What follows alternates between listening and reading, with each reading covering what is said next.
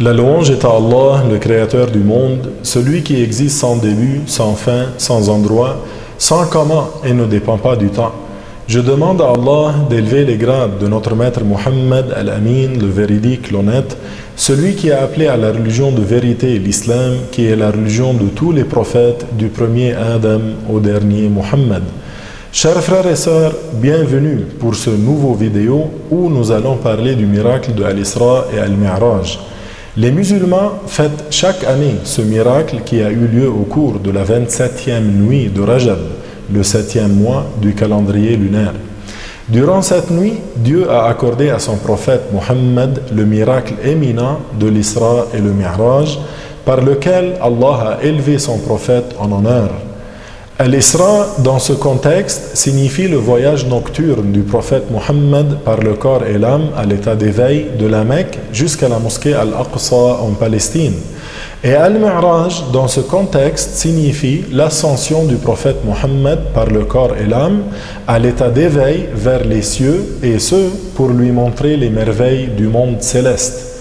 Tous deux, l'Isra et le Mi'raj, ont eu lieu durant la même nuit et le prophète fut de retour avant que la nuit ne se termine. Ce miracle est confirmé par le texte même du Coran et du Hadith sûr. Il est donc un devoir de croire que Allah a fait voyager de nuit son prophète Muhammad de la Mecque honorée jusqu'à la mosquée Al-Aqsa située en Palestine. Allah Ta'ala dit ce qui signifie: il est exempt d'imperfection celui qui a fait voyager de nuit son esclave de la mosquée Al-Haram jusqu'à la mosquée Al-Aqsa, dont nous avons béni les alentours pour lui montrer certains de nos signes. Les compagnons se sont renseignés auprès du prophète sur le déroulement de Al-Isra. Il a alors expliqué qu'après qu'il ait fini de guider une prière obligatoire de nuit à la Mecque, l'ange Gabriel est venu à sa rencontre et lui a demandé d'enfourcher une monture blanche. C'était une des montures du paradis appelée Al-Buraq, qui est plus grande que l'âne, mais plus petite que le mulet.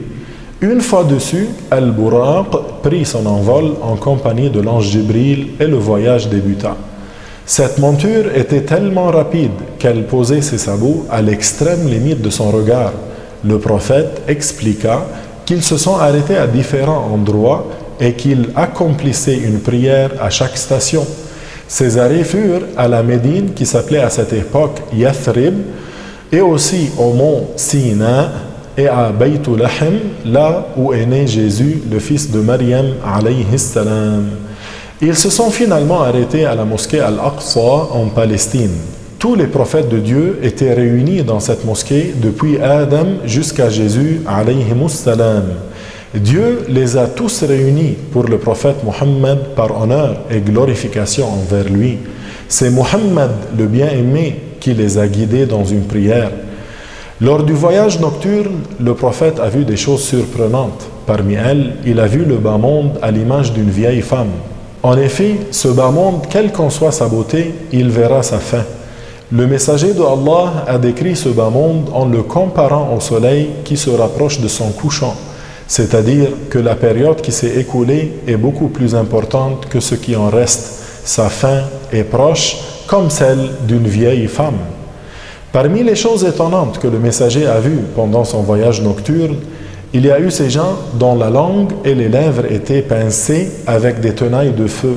Gabriel lui a dit: voilà ceux qui prononcent des discours pour semer le mal et la discorde, c'est-à-dire ceux qui prononcent des discours pour propager le mal et la dissension et qui appellent les gens à l'égarement, à la corruption, à la tromperie et à la trahison. Notre maître Muhammad a aussi vu un taureau sortir d'un passage étroit, puis tenter d'y retourner sans y parvenir. Gabriel lui a dit: c'est celui qui prononce de mauvaises paroles comportant une nuisance et une discorde, puis qui veut revenir sur sa parole mais ne le peut pas. Et puis des gens qui broutent comme des animaux en ne portant sur leurs ondes de pudeur que de petits bouts de tissu. Gabriel lui a dit: voilà ceux qui ne s'acquittent pas de la zakat, qui est l'aumône obligatoire en islam. Il a également vu des gens dont les têtes sont écrasées, puis reviennent à leur état initial. Jibril lui a dit, voilà ceux dont les têtes s'alourdissent pour ne pas accomplir la prière. Parmi les autres choses vues, Muhammad a vu un groupe de gens qui se disputaient une viande pourrie et qui délaissaient la bonne viande licite. Jibril lui a dit, ce sont des gens de ta communauté qui délaissent et ne consomment pas ce qui est licite pour prendre et consommer ce qu'il est interdit et vil. Ce sont les fornicateurs. Il a vu des gens aussi boire du pu qui s'écoulait des fornicateurs. Jibril lui a dit, ce sont ceux qui boivent de l'alcool, le khamr interdit dans le bas monde. Il a vu également des gens qui se griffaient le visage et la poitrine avec des ongles de cuivre. Jibril lui a dit, ce sont ceux qui pratiquaient la médisance à l'égard des gens. Que Dieu nous préserve de tous ses péchés. Pendant le voyage nocturne, le messager d'Allah, sallallahu alayhi wa sallam, a senti une bonne odeur qui émanait de la tombe de la coiffeuse de la fille de Pharaon. C'était une croyante vertueuse. Il a été rapporté de son histoire que tandis qu'elle coiffait les cheveux de la fille de Pharaon, le peigne lui échappa des mains. Elle avait alors dit « Bismillah », c'est-à-dire « Je le prends par le nom de Allah ». C'est alors que la fille de Pharaon lui a demandé « Tu aurais donc un Seigneur, un Dieu autre que mon père ?» La coiffeuse lui répondit « Oui, mon Seigneur, qui est aussi le Seigneur de ton père, c'est Allah. » La fille en informa son père qui demanda à la femme d'abandonner sa religion, mais elle refusa. Il fit chauffer de l'eau et jeta ses enfants un à un devant elle dans la marmite d'eau bouillante. Son bébé, qui allaitait encore, s'adressa à elle avant d'y être jeté et lui dit « Ô ma mère patiente, certes le châtiment de l'au-delà est plus intense que le châtiment du bas monde. N'abandonne pas ta position, tu es sur la vérité. » C'est alors qu'elle s'adressa à Pharaon en lui disant « J'ai quelque chose à te demander, c'est que tu rassembles les os et que tu les enterres dans une même tombe. » Il lui répondit « Cela t'est accordé. » Et il l'y jeta à son tour. Elle mourut, rahimahallah, ainsi martyre, elle et ses enfants.